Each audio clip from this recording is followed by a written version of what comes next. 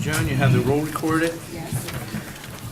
On the agenda, before we do the approval of it, just a couple of things to note.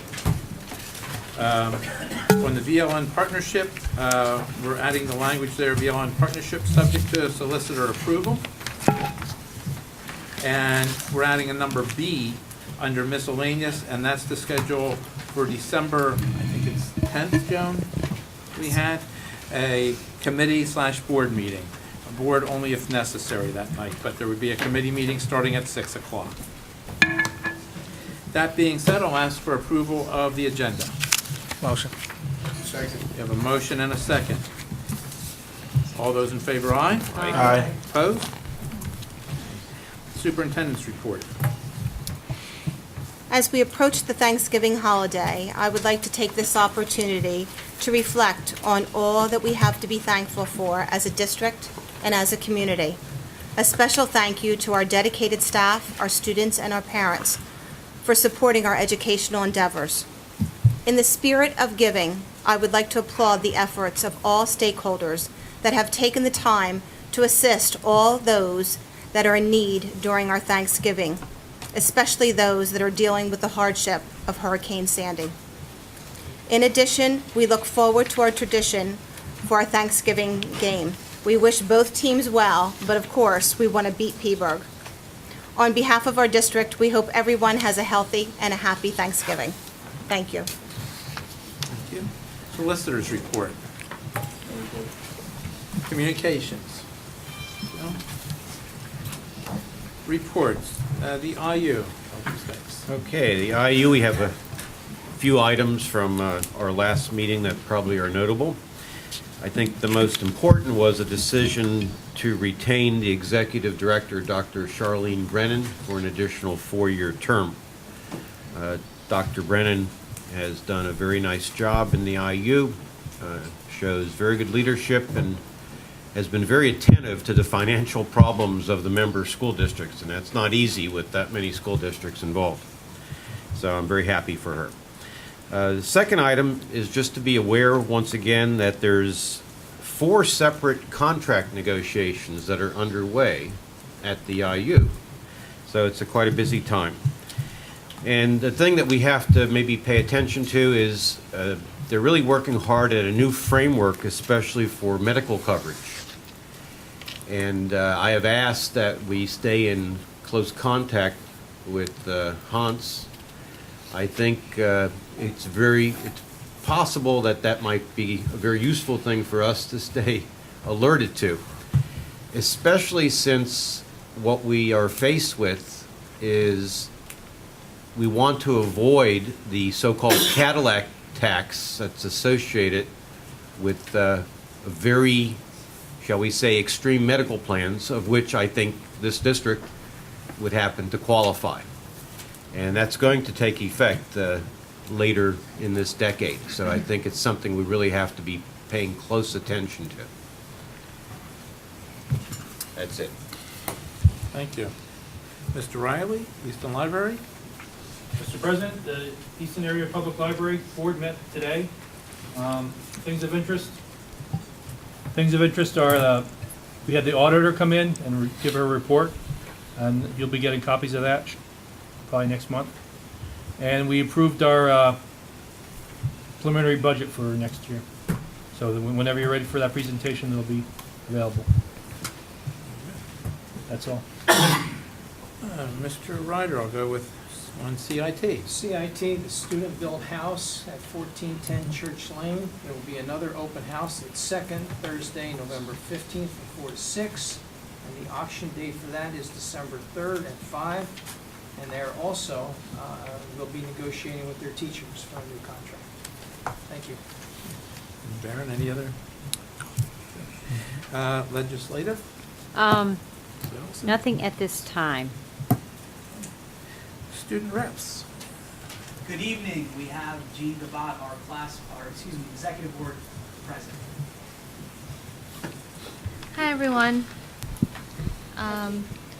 Just some quick things. We did have our Miller Keystone Blood Drive last Monday against Phillipsburg High School, and we had an astounding 91 registered donors, which definitely exceeded our expectations for this. And I know Phillipsburg High School, although they lost, they did have a lot of donors as well. They had around 70. So it was overall a really successful event on both parts.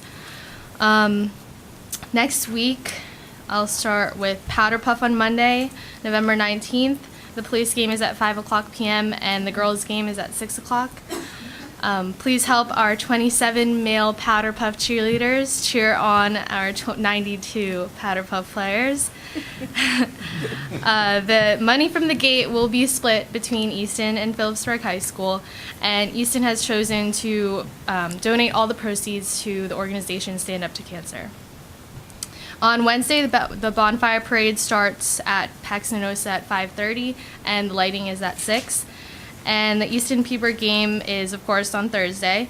Pre-game starts at 9:30 a.m., and the King and Queen ceremony is at 10:02, which we did vote on, and the King is Travis Hartraft from Easton Area High School, and the escorts are Brendan Betts and Ryan Brisky, and the girls on the court are Alyssa Frankenfield, Chelsea Quinn, and Brooke Lineberry.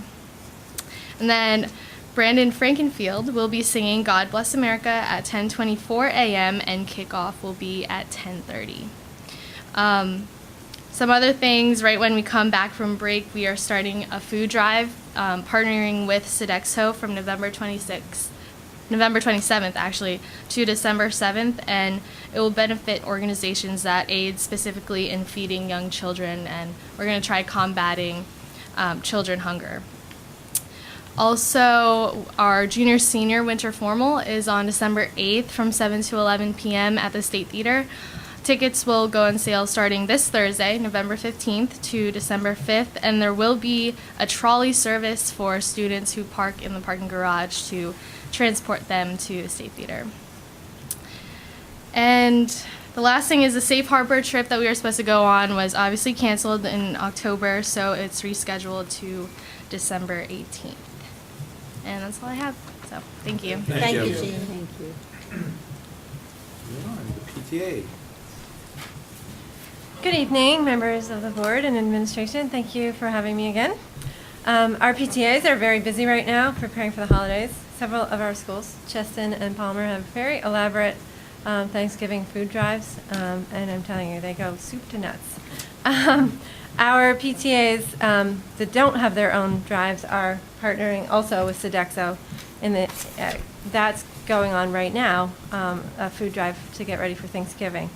I expect that after this pilot year, we'll grow the program considerably. At Tracy Elementary, 75 students participated in an after-school Michael Jackson Thriller Zumba class, which I'm sure makes you all wish you were still in school. I actually love that a younger generation is listening to our music. Tracy is having a family fun night on Friday with entertainment from the Lehigh Valley Zoo. Also something to make me wish I was in school. And many of our schools are planning holiday bazaars, craft fairs, raffles, and little shopper shops.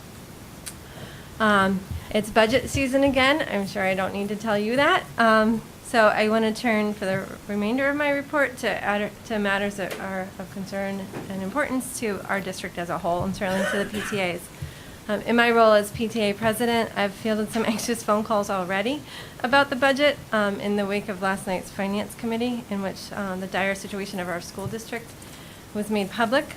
I want to contribute one main point to a discussion that I hope will proceed openly, and that is that over the last 3 years, our district has continually been asked to do more with less, with fewer teachers, with fewer activities, fewer resources.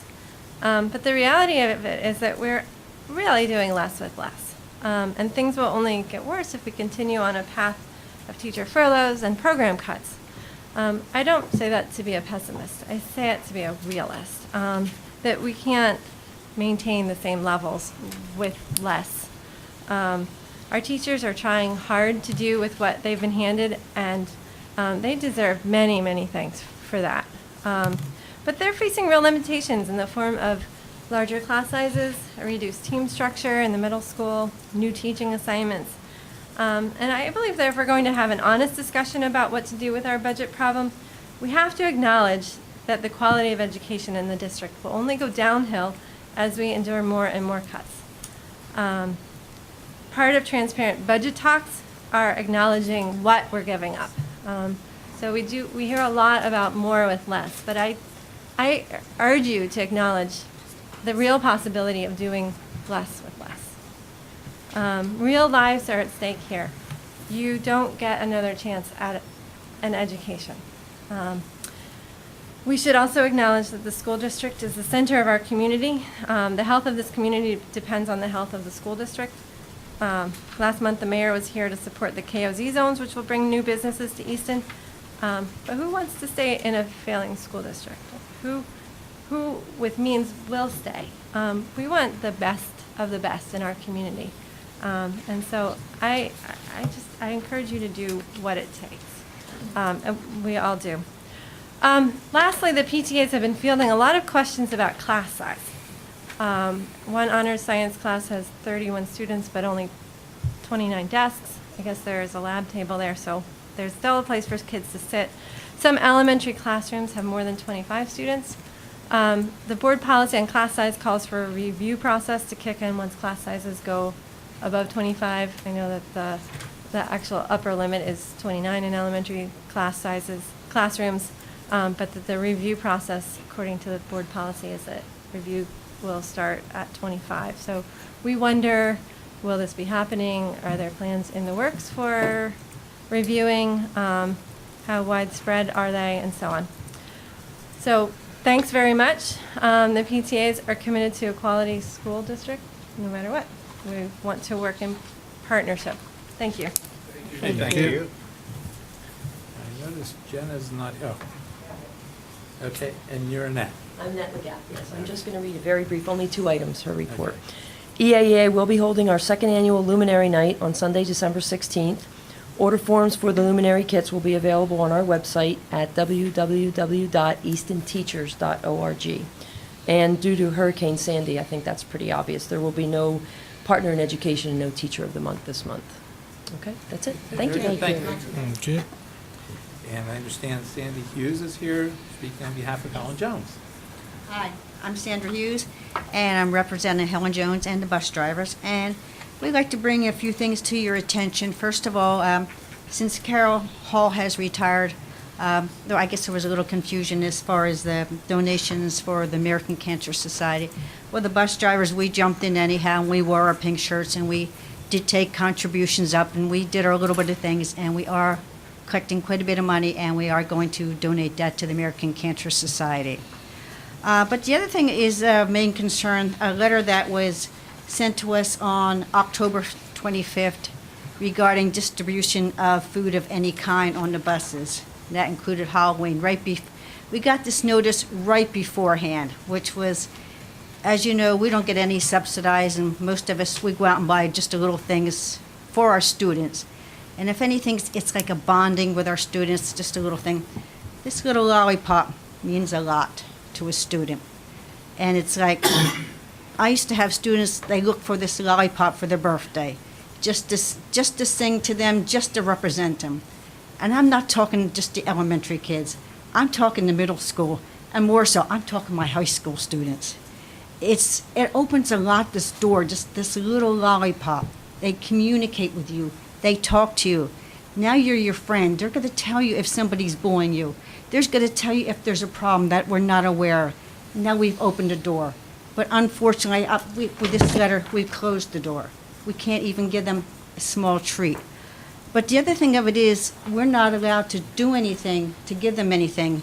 But yet the after-school program, the sports programs, they still do different things. And it's like, we're just trying to keep the store open and just trying to keep the communicating.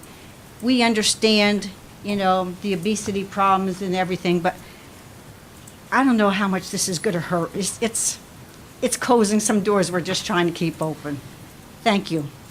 Thank you. Thank you. Okay, moving on. Under number 7, you have the standing committee reports. Are there any comments on any of those? At this point, we'll open the floor for the public to discuss or talk about any agenda items. Please, I ask if you do, please come forward to state your name and address, and then obviously the topic. Again, this is on agenda items.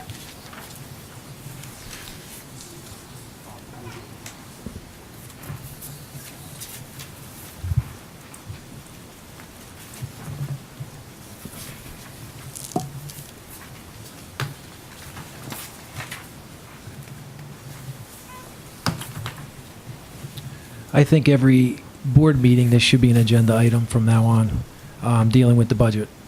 My name is Mike Phillips. I spoke last year to all of you, and I am a very concerned parent in the Easton Area School District. I am here tonight because what I read in the newspaper this morning is really, really disturbing to everyone. There's a chance that taxes may go up again. In this economy, this is upsetting to quite a few families. But I would be able to deal with this increase if I knew it would save programs to give my children a better education. However, it also stated that there may be more cuts as well. So, we may be asked to pay more, and our children will in turn attend a school with more cuts, larger class sizes, and less staff to monitor our children's safety. This past year, you cut 135 positions. 72 were teaching cuts, not including many of the retirements that came through. And you're actually considering more. Class sizes already are ridiculous. My son is in 5th grade, my daughter is in 8th grade, and they tell me stories of having 32 plus in a classroom. I've been in their open house. Their classrooms are a quarter this size, maybe a half to this size. I'm a teacher of 16 years. I'm very, very emotional over this, and as you can tell, because it really hits home in many, many different areas.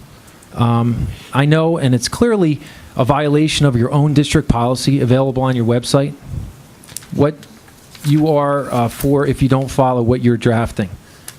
They were originally made because the importance of class sizes is well documented and is once valued in this district. Recently, another school district in our area added a teacher.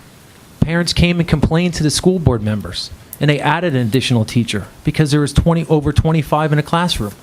I'm not going to mention the local district, but I thought that was something in which needs to be addressed. We need to come together and stop the hemorrhaging, stop the arguing and bickering back and forth. It has to be done.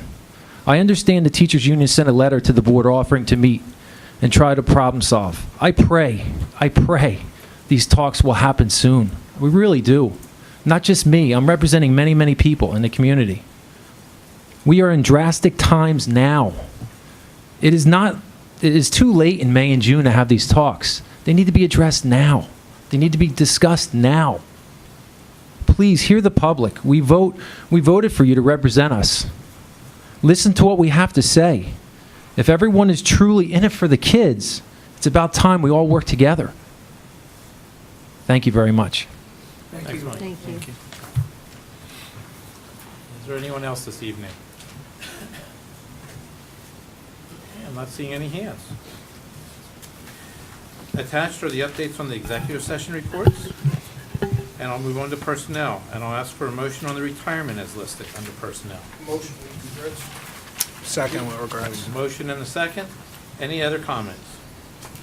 All those in favor, aye? Aye. Opposed?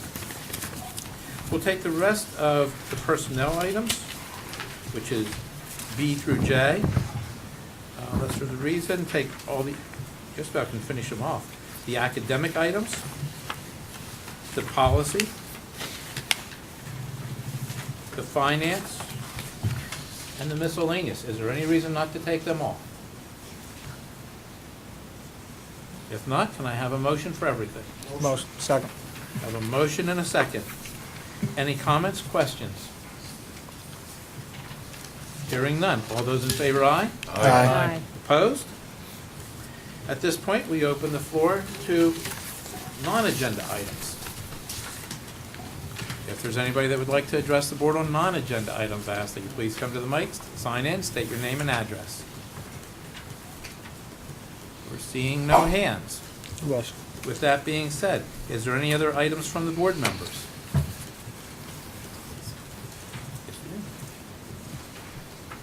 Seeing nothing, I'm asked for a motion to adjourn. Motion. Second. You have a motion and a second. All those in favor, aye? Aye. Opposed? Thank you.